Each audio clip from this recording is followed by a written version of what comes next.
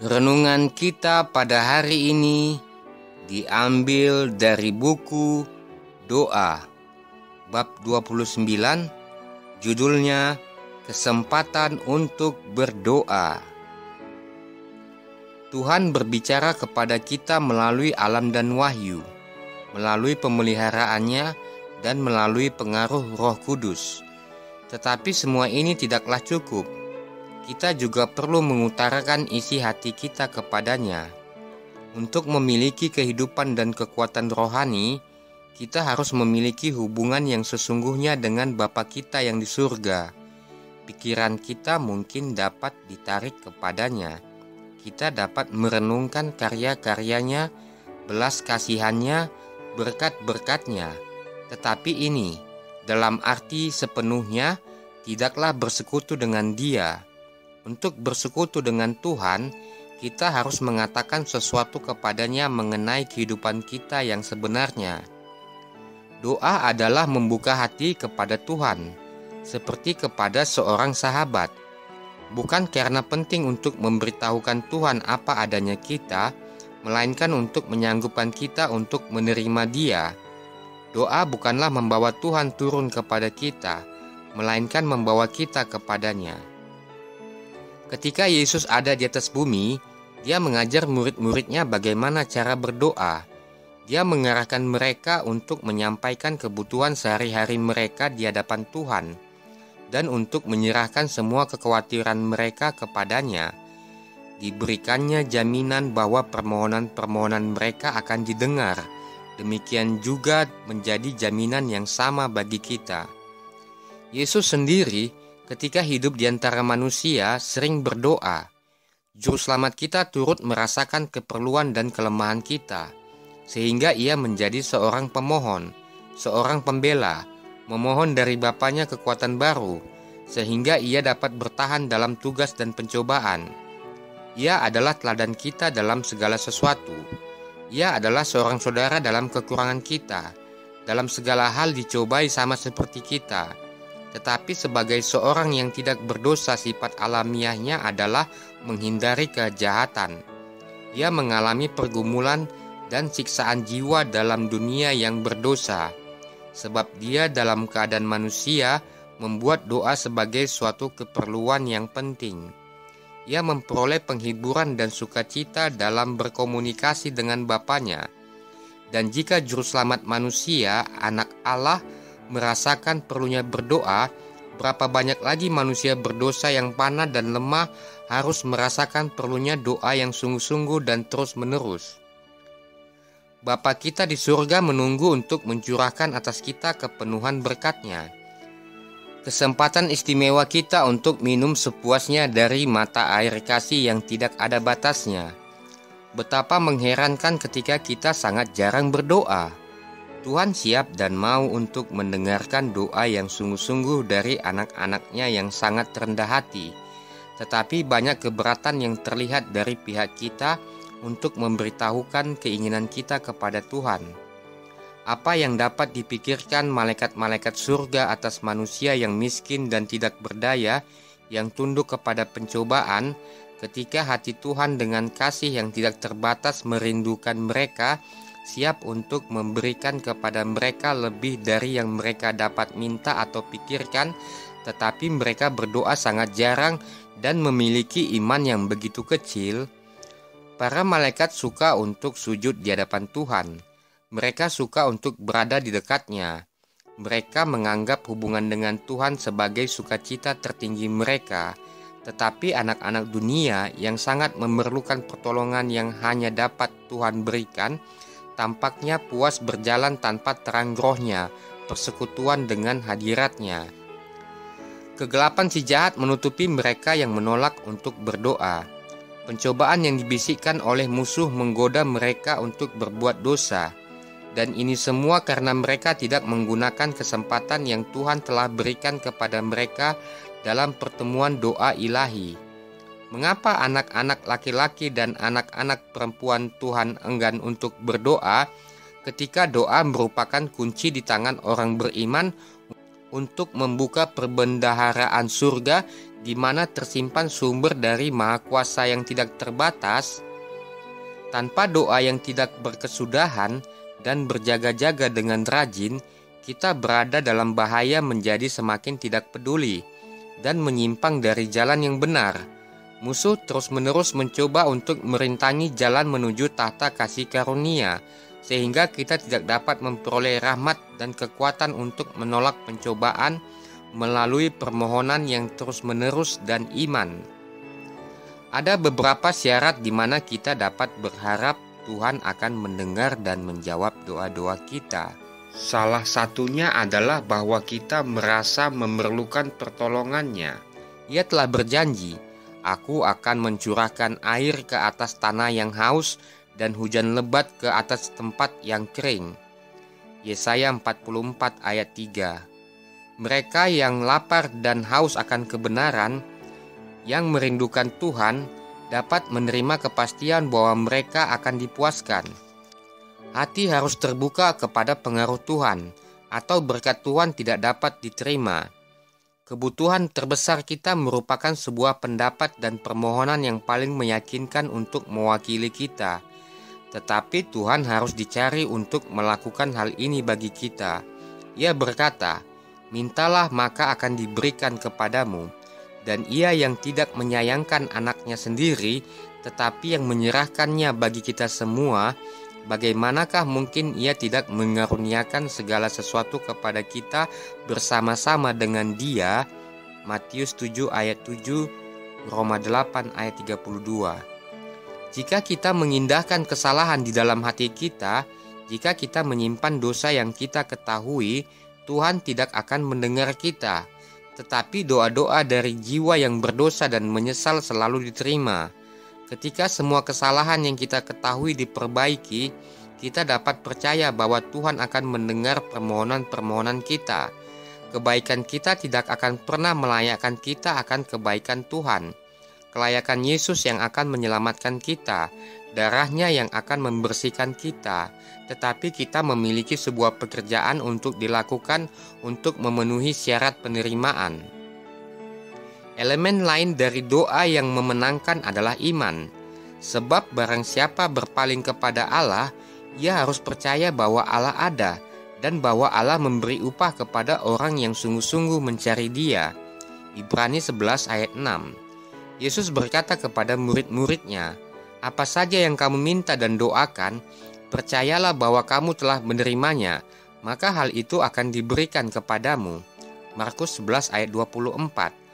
Apakah kita mempercayai firman-Nya? Janjinya luas dan tidak terbatas, dan Ia yang berjanji adalah setia. Ketika kita tidak menerima hal-hal yang kita minta, pada waktu kita meminta, kita harus percaya bahwa Tuhan mendengar dan bahwa Ia akan menjawab doa-doa kita. Kita terlalu bersalah dan tidak bijaksana sehingga kita kadang-kadang meminta hal-hal yang tidak akan menjadi sebuah berkat bagi kita. Dan Bapa kita di surga dengan kasih menjawab doa-doa kita dengan memberi yang akan menjadi yang terbaik bagi kita, yang kita sendiri akan inginkan. Jika penglihatan ilahi kita diterangi, kita dapat melihat semua hal sebagaimana adanya. Ketika doa-doa kita terlihat tidak dijawab, kita harus memegang janji, karena waktu untuk jawaban pasti akan datang, dan kita akan menerima berkat yang kita sangat butuhkan. Tetapi untuk menuntut bahwa doa akan selalu dijawab dengan cara yang tepat dan sesuai dengan hal tertentu yang kita inginkan adalah asumsi. Tuhan terlalu berhikmat untuk bersalah dan terlalu baik untuk menahan hal baik apapun bagi mereka yang berjalan dengan hati yang tulus. Jadi jangan takut untuk percaya kepadanya, meskipun engkau tidak melihat jawaban langsung untuk doa-doamu. Bergantunglah atas janjinya yang pasti. Mintalah maka akan diberikan kepadamu. Jika kita menerima nasihat dengan keraguan dan ketakutan kita, atau mencoba untuk menyelesaikan segala sesuatu yang kita tidak dapat lihat dengan jelas sebelum kita memiliki iman, kekacauan hanya akan bertambah dan mendalam. Jika kita datang kepada Tuhan, merasa tidak berdaya dan bergantung sebagaimana keadaan kita yang sebenarnya, dan dalam iman yang rendah hati dan percaya menyampaikan keinginan-keinginan kita kepada Dia yang berpengetahuan tak terbatas, yang melihat segalanya dalam ciptaan dan yang mengatur segalanya dengan kehendak dan firman-Nya, Ia dapat dan akan memperhatikan teriakan kita dan akan membiarkan cahaya bersinar ke dalam hati kita. Melalui doa yang tulus, kita dibawa ke dalam hubungan dengan pikiran Sang tak terbatas. Kita mungkin tidak memiliki bukti yang luar biasa pada saat wajah penebus kita membungkuk di atas kita dalam belas kasihan dan kasih, tetapi demikianlah adanya. Kita mungkin tidak merasakan sentuhannya yang kasat mata, tetapi tangannya ada di atas kita dalam kasih dan kelembutan yang berbelas kasihan. Ketika kita datang untuk meminta belas kasihan dan berkat dari Tuhan, kita harus memiliki roh mengasihi dan pengampunan di dalam hati kita. Bagaimana kita dapat berdoa? Ampunilah kami akan kesalahan kami, seperti kami juga mengampuni orang yang bersalah kepada kami, tetapi memanjakan diri dalam roh yang tidak mengampuni. Matius 6 ayat 12. Jika kita berharap doa-doa kita didengarkan, kita harus mengampuni orang lain dalam cara yang sama, dan sebagaimana kita berharap untuk diampuni. Ketekunan dalam berdoa telah dibuat sebagai sebuah syarat penerimaan. Kita harus selalu berdoa jika kita ingin bertumbuh dalam iman dan pengalaman. Kita harus bertekun dalam doa, untuk tetap di dalam doa, dan jagalah di dalam hal itu dengan mengucap syukur. Roma 12 ayat 12, Kolose 4 ayat 2. Petrus menasihatkan umat percaya untuk menjadi tenang dan berjaga dalam doa. 1 Petrus 4 ayat 7. Paulus mengarahkan, nyatakanlah dalam segala hal keinginanmu kepada Allah dalam doa dan permohonan dengan ucapan syukur. Filipi 4 ayat 6.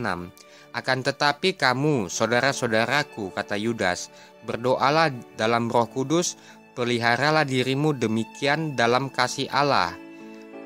Yudas 20 dan 21. Doa yang tiada berkeputusan adalah perhubungan jiwa yang tetap dengan Tuhan, sehingga kehidupan dari Tuhan mengalir ke dalam kehidupan kita, dan dari dalam kehidupan kita, kemurnian dan kesucian mengalir kembali kepada Tuhan. Adalah merupakan sebuah kebutuhan untuk rajin berdoa. Biarlah tidak ada yang menghalangi engkau. Buatlah setiap usaha untuk membuatmu terus membuka persekutuan antara Yesus dan jiwamu. Carilah setiap kesempatan ke tempat di mana doa dapat dilayangkan. Mereka yang benar-benar mencari persekutuan dengan Tuhan akan terlihat dalam pertemuan-pertemuan doa, setia melakukan tugas mereka dan bersungguh-sungguh dan berkemauan kuat untuk memanen setiap keuntungan yang dapat mereka peroleh. Mereka akan mengembangkan setiap kesempatan menempatkan mereka di mana mereka dapat menerima terang dari surga. Kita harus berdoa dalam lingkaran keluarga, dan di atas segalanya kita tidak boleh mengabaikan doa pribadi, karena ini adalah kehidupan dari jiwa. Tidaklah mungkin bagi jiwa untuk berkembang ketika doa diabaikan. Doa keluarga atau doa umum saja tidak cukup. Dalam kesendirian, biarlah jiwa diletakkan terbuka terhadap pemeriksaan pemandangan Tuhan. Doa pribadi haruslah hanya didengar oleh Tuhan yang Maha mendengar doa. Di dalam doa pribadi, jiwa bebas dari segala pengaruh-pengaruh sekelilingnya, bebas dari keributan. Dengan tenang dan sungguh-sungguh, itu akan sampai kepada Tuhan. Pengaruh yang indah dan menetap datang dari Dia yang memandang dalam kesendirian, yang telinganya terbuka untuk menjawab doa yang dipanjatkan dari hati. Dengan iman yang tenang dan sederhana, jiwa bersekutu dengan Tuhan dan menerima sinar terang ilahi untuk menguatkan dan menopangnya dalam pertentangan dengan setan. Tuhan adalah menara kekuatan kita. Berdoalah di dalam kamarmu, dan ketika engkau akan pergi ke pekerjaanmu sehari-hari, biarlah hatimu sering terangkat kepada Tuhan. Dengan cara demikian, Henokh berjalan bersama Tuhan. Doa sendirian ini naik bagaikan bau-bauan yang harum ke hadapan tahta kemurahan. Iblis tidak dapat menaklukkan orang yang hatinya selalu berharap kepada Tuhan. Tidak ada waktu atau tempat yang tidak pantas untuk melayangkan permohonan kepada Tuhan. Tidak ada yang dapat menghalangi kita mengangkat hati dalam semangat doa yang sungguh-sungguh. Di tengah keramaian jalan, di tengah-tengah kesibukan bisnis, kita dapat melayangkan permohonan kepada Tuhan dan meminta tuntunan ilahi, sebagaimana Nehemia ketika ia membuat permohonan di hadapan Raja Artasasta. Suatu persekutuan tertutup dapat ditemukan dimanapun kita berada. Kita harus membuka hati terus-menerus, dan ajakan kita terus dilayangkan agar Yesus boleh datang dan tinggal sebagai tamu surgawi dalam jiwa kita. Meskipun ada lingkungan yang cemar dan jahat di sekitar kita, kita tidak perlu menghirup racunnya, tetapi kita dapat hidup dalam suasana surga yang murni. Kita dapat menutup setiap pintu imajinasi yang kotor dan pikiran yang tidak kudus dengan mengangkat jiwa kepada hadirat Tuhan melalui doa yang tulus. Mereka yang hatinya terbuka untuk menerima dukungan dan berkat Tuhan akan berjalan dalam suatu suasana yang lebih kudus daripada suasana bumi ini dan akan memiliki persekutuan yang tetap dengan Tuhan. Kita perlu memiliki pandangan-pandangan yang jelas lagi tentang Yesus dan sebuah pengertian yang lebih dalam atas nilai perkara-perkara yang benar dan kekal. Keindahan kekudusan harus memenuhi hati dari anak-anak Tuhan. Supaya ini dapat terlaksana, kita harus berusaha supaya perkara-perkara surga dinyatakan kepada kita. Biarlah jiwa ditarik dan diangkat, sehingga Tuhan dapat mengaruniakan kepada kita untuk menghirup suasana surga. Kita dapat tetap dekat dengan Tuhan sehingga di setiap pencobaan yang tidak terduga, pikiran kita akan berpaling kepadanya secara langsung sebagaimana bunga berpaling kepada matahari. Bawalah segala keinginan, kegembiraan, kesedihan, kekhawatiran, dan ketakutanmu ke hadapan Tuhan. Engkau tidak akan membebaninya, engkau tidak akan membuatnya lelah. Ia yang menghitung jumlah rambut di kepalamu tidak akan mengacuhkan keinginan anak-anaknya. Tuhan Maha Penyayang dan penuh belas kasihan. Yakobus 5 ayat 11. Hatinya yang penuh kasih tersentuh oleh duka cita dan bahkan oleh ucapan-ucapan kita karena duka cita. Bawalah kepadanya segala sesuatu yang membingungkan pikiran kita. Tidak ada yang terlalu besar untuk dia tanggung, karena dia memegang dunia. Dia berkuasa atas semua peristiwa alam semesta. Tidak ada sesuatu pun yang berhubungan dengan kedamaian kita yang terlalu kecil untuk diperhatikannya. Tidak ada bagian kehidupan kita yang terlalu gelap untuk dibacanya. Tidak ada kesukaran yang terlalu sulit diselesaikannya. Tidak ada malapetaka dapat menimpa anak-anaknya yang lemah. Tidak ada kekhawatiran mengusik jiwa. Tidak ada sukacita yang menggembirakan. Tidak ada doa tulus yang lepas dari mulut yang tidak diperhatikan Bapa Surgawi atau yang kepadanya ia tidak memberikan perhatian langsung. Ia menyembuhkan orang-orang yang patah hati dan membalut luka-luka mereka. Mazmur 147 ayat 3. Hubungan antara Tuhan dan setiap jiwa begitu jelas dan sempurna, seolah-olah tidak ada jiwa lain di dunia untuk menikmati perlindungannya. Tidak ada yang jiwa lain kepada siapa dia memberikan anaknya yang dikasihi itu. Yesus berkata, "Kamu akan berdoa dalam namaku, dan tidak aku katakan kepadamu bahwa aku meminta bagimu kepada Bapa, sebab Bapa sendiri mengasihi kamu. Akulah yang memilih kamu, supaya apa yang kamu minta kepada Bapa dalam namaku diberikannya kepadamu." Yohanes 16 ayat 26 dan 27. Yohanes 15 ayat 16. Tetapi berdoa dalam nama Yesus adalah lebih dari sekadar menyebutkan namanya pada bagian awal dan akhir dari sebuah doa. Hal ini sesungguhnya berarti berdoa dengan pikiran dan roh Yesus, sementara kita percaya kepada janji-janjinya, bersandar kepada kasih karunia-Nya, dan mengerjakan pekerjaannya. Tuhan tidak bermaksud agar setiap kita harus menjadi petapa atau biarawan dan berhenti dari dunia agar menyerahkan diri kita dalam tindakan-tindakan ibadah. Hidup kita haruslah seperti hidup Kristus, di antara gunung dan orang banyak. Orang yang tidak melakukan apapun tetapi hanya berdoa akan segera berhenti berdoa, atau doa-doanya menjadi suatu rutinitas formal. Ketika manusia menarik diri dari kehidupan sosial, menjauh dari lingkungan kewajiban orang Kristen dan memikul salib. Apabila mereka berhenti bekerja dengan sungguh-sungguh untuk Tuhan yang telah bekerja dengan sungguh-sungguh bagi mereka, mereka kehilangan pokok doa dan tidak ada pendorong untuk beribadah. Doa-doa mereka akan menjadi bersifat pribadi dan hanya mementingkan diri sendiri saja. Mereka tidak dapat berdoa berdasarkan kebutuhan-kebutuhan manusia atau berdirinya kerajaan Kristus memohon kekuatan untuk bekerja. Kita akan mengalami kerugian bila mana mengabaikan kesempatan berkumpul bersama-sama untuk saling menguatkan serta mendorong satu dengan yang lainnya di dalam pelayanan akan Tuhan. Kebenaran-kebenaran firman-Nya akan menjadi kabur serta kehilangan maknanya di dalam ingatan kita.